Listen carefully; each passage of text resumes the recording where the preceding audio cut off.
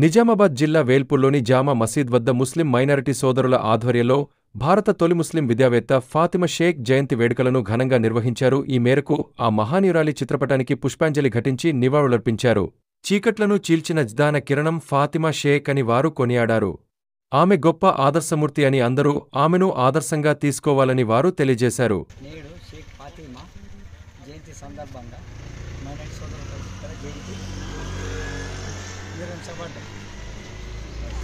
ఫాతిమా షేక్ గారి జన్మదిన ఇది కాబట్టి వేల్పూర్ మండలంలో ఈ యొక్క మజీద్ దగ్గర ఈ యొక్క ప్రోగ్రామ్ మైనారిటీ సోదరులను కలిసి ఇది ప్రోగ్రాం జరపడం జరిగింది. కాబట్టి ఈ వేల్పూర్ మండలంలో ఎక్కడున్న మైనార్టీలు ఈ ఫాతిమా షేక్ జయంతిని జరపాలని చెప్పేసానని మండల అధ్యక్షుడిగా నేను మైనార్టీ సోదరులందరికీ నేను తెలియజేస్తున్నా.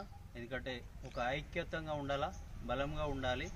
ఎక్కడ చూసినా మళ్ళీ మసీదులో కూడా నమాజును బట్టి ఏదున్నటువంటి కుతంత్రాలు మైనార్టీల మీద జరుగుతున్నటువంటి ఏవైనటువంటి మొత్తం అవన్నీ దూరం చేయాలి. ఐక్యత ఉంటే మనం వంటిని ఆ చీకటిని మనం పారదోలుతామని చెప్పేసి అధ్యక్షుడిగా నేను తెలియజేస్తున్నాను.